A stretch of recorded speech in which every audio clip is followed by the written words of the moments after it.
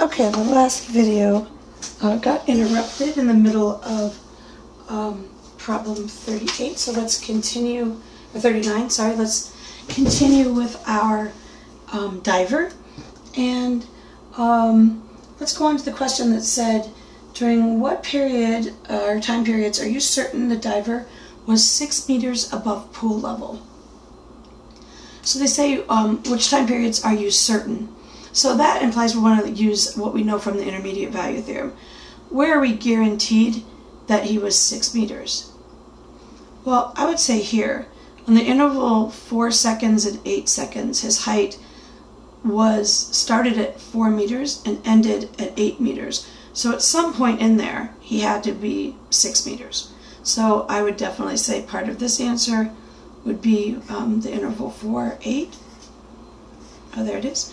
And also the interval from 8 to 12, because at 8 seconds he was at 8 meters, at 12 seconds he was underwater. So sometime between 8 seconds and 12 seconds, he went from 8 meters to -3 meters. He must have been 6 meters at some point in there.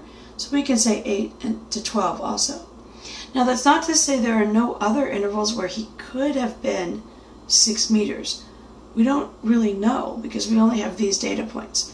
But the intermediate value theorem guarantees that he would have been 6 meters on these two intervals. The next question says, why is this question here? What calculus concept is this? Well, we've been talking about it. It's the intermediate value theorem. And to review what the intermediate value theorem says is, if you have a function that's continuous over a specific interval, all the function values between f of a and f of b must be included. So let's take the interval from 8 to 12. In our example, at 8 seconds he was 8 meters, and at 12 seconds he was -3 meters. Now, if we say that he just went basically straight from there to there, he dove, let's say, from the top of the diving board and ended up 3 feet below, we can clearly see that he has to cover all of these values. At some point he had to be 4 feet. He had to be -1 feet. He had to be 0 feet. But the interesting thing about the intermediate value theorem is no matter how you draw this, all the values will get covered. So let's say 8 meters wasn't really the top of the diving board. Let's say he jumped up and then he came down, he hit the level of the water, came up, and then for some reason dove back down to 5 feet, and then came back to 3. Well, the intermediate value theorem still applies. At 8 seconds, he was 8 meters above, and at 12 seconds, he was 3 meters below. So all the intermediate value theorem says is every value between 8 and -3 must be covered. And certainly every value between 8 and -3 is definitely covered. Here's 8, here's 8, here's -3. Every value in between there is covered. Now there's some extra values, but that doesn't change the theorem. The theorem only guarantees that the in-between values are covered. So there would be a number of ways we could draw this function, and the intermediate value theorem would apply to all of them as long as the function were continuous. Now this would say that he just went up and he came down and he went back up. But we could also draw it so lots of weird things happen, and the intermediate value theorem would still apply, as long as we hit our data points.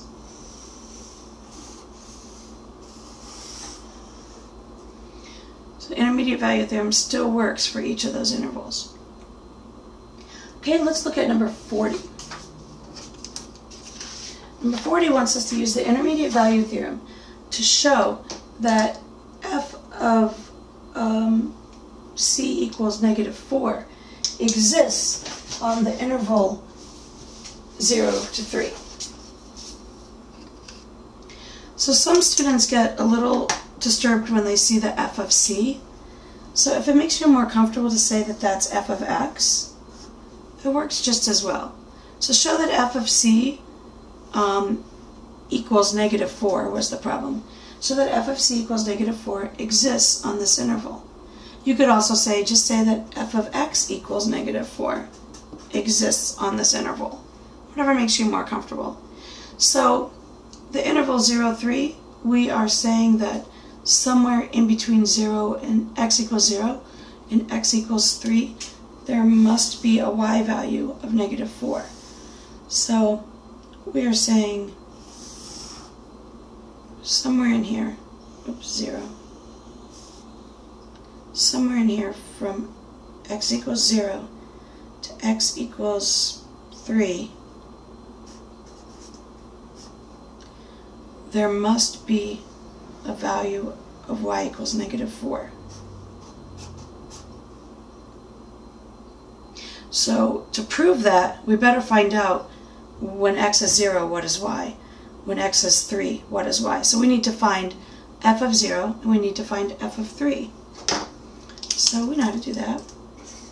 F of 0 would be 0 squared plus 3 times 0 minus 10. So f of 0 is negative 10.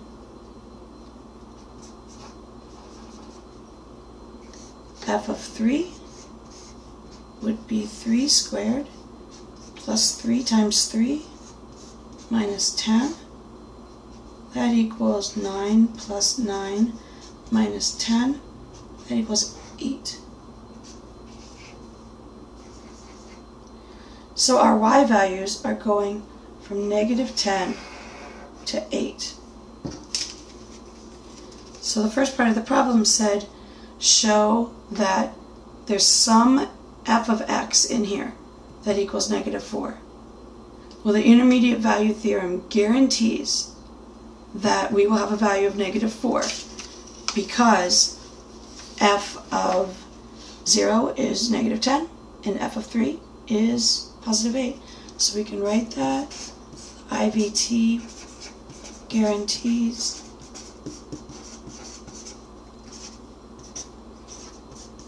a value. They said f of c, so we'll say f of c equals negative 4. And if it makes you more comfortable, that's like saying y equals negative 4 on the interval 0 to 3, because f of 0, which equaled negative 10, is less than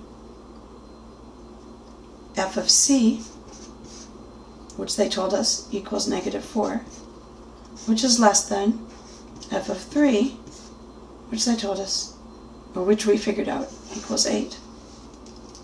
Okay, so that's all we had to prove, that f of c was in between f of 0 and f of 3. We did it. But part 2 says, find the value of c. And again, don't let that bother you too much. We want to know what makes f of x equal negative 4. What x value makes f of x equal negative 4? And we can definitely do that. So if we want f of x equal negative 4, that would mean negative 4 would have to equal our function. And our function is x squared plus 3x minus 10. And how do we solve this? Do you remember from algebra? We want to solve for x now, right? So the best way we know how to do this is to set it equal to 0. So let's add 4 to both sides. And we get 0 equals x squared plus 3x minus 6. Remember, we're trying to solve for the x. This doesn't factor, so I'll save you a second there and just tell you. And this is a nice opportunity to show you how to solve a quadratic using your calculator that doesn't factor, so you don't have to use the quadratic formula.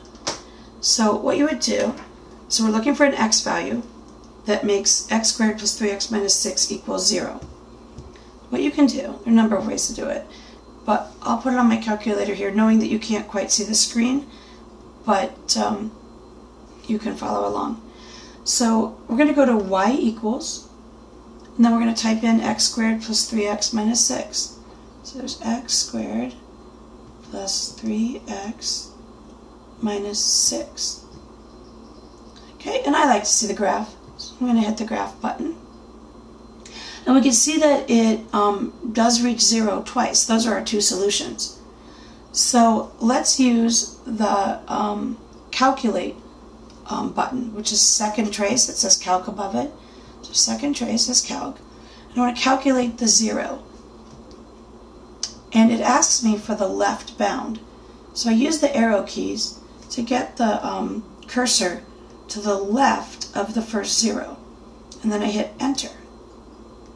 And then I make it go to the right of the first 0 because it asked me for that, and hit enter. And the calculator says, would you like me to guess? And I hit enter again. And so it says that there is a 0 when x equals negative 4.372. Now if you remember, there's another 0 here.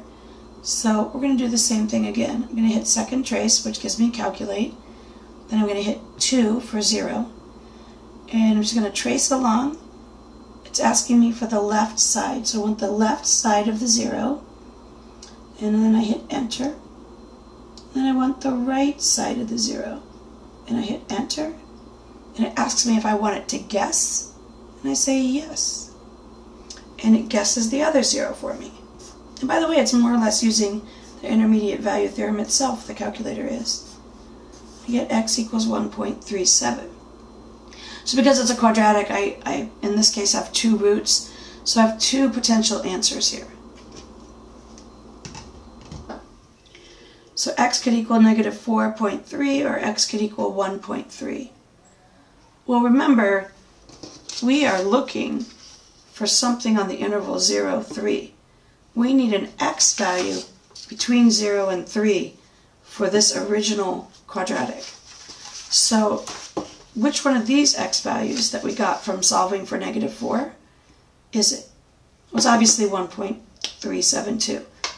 So this f of c that equals negative 4 is f of 1.372. So that is the c that was guaranteed by this equation. And if you aren't sure about that, then what you can do is you can just go back in and plug it into the original equation. And if you plugged in that value in the original equation, you would get negative 4.